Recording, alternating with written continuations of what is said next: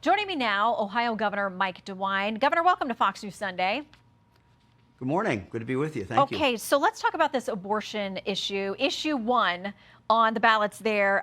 Democrats say that it proves that the right is as extreme as they've warned everyone that they are. Here's one supporter saying this: what Republicans frankly have done in this environment is they've created a window for advocates on the left today to say this: see, look, this is what we've been talking about.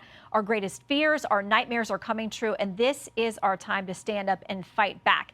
Abortion measures generally have not done well in the post-Dobbs decision after the Supreme Court's decision to overturn Roe. Are you worried about the backlash on Republicans next week in your state?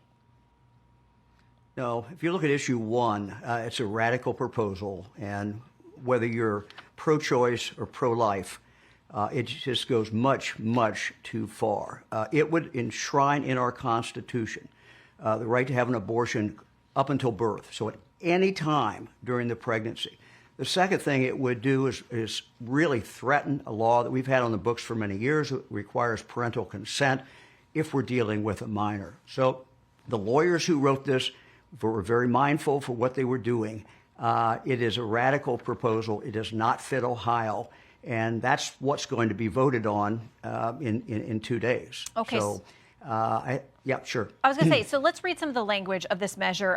It says that the patient's treating physician, the pregnant woman, they have the ability to determine if the fetus has a significant likelihood of survival outside the uterus with reasonable measures. The AP puts it this way. It says, Ohio lawmakers could still restrict abortion beyond the point when a fetus can survive outside the womb, and with modern medicine, referred to the point of as viability is typically about 23 or 24 weeks into pregnancy. There's wide support across the country for that.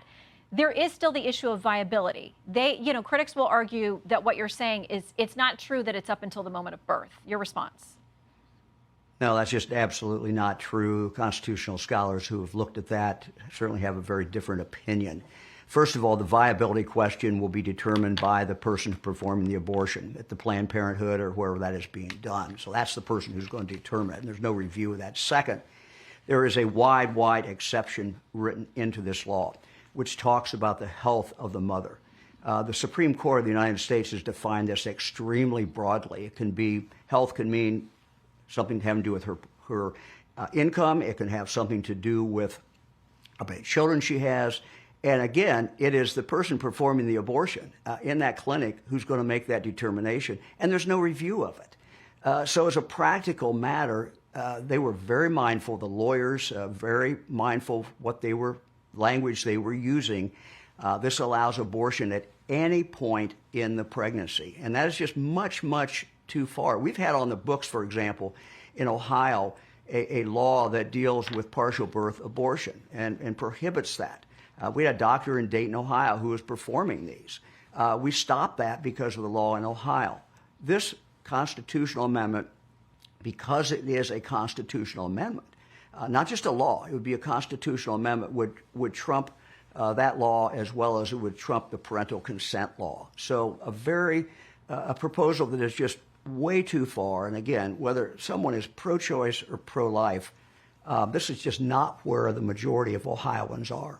So one of your fellow governors over in Illinois, J.B Pritzker, he's been pouring money into a number of state efforts, including this one in Ohio. His new organization is called Think Big America. He says it's this: dedicated to safeguarding reproductive rights and standing up against the right-wing extremists who want to take us backwards. He says folks like you want to ban books, you want to ban voting rights and civil rights, that you want to send women back to a time where they didn't have choices about their bodies. How do you respond to your fellow governor? Well, that's just absurd, and he knows that's absurd. He knows me. That's not what we're trying to do at all. It's interesting. The pro side in this has spent about $35 million to try to mislead the voters of the state of Ohio. It's interesting to me that a governor of Illinois would come in with a $500,000 contribution. If you look at all the other people who are doing this, these are the same people who want to get outside their own state and want to control what's going on in other states. We have about 10 million, so it's been about 3.5 to 1, but our message is really clear. This is just, whether you're pro-choice or pro-life, this is just much too far. All right, Governor DeWine, this is certainly a state we will be watching on Tuesday. You've also got a measure on marijuana. We're out of time, but folks can research that as well. Governor, we appreciate your time.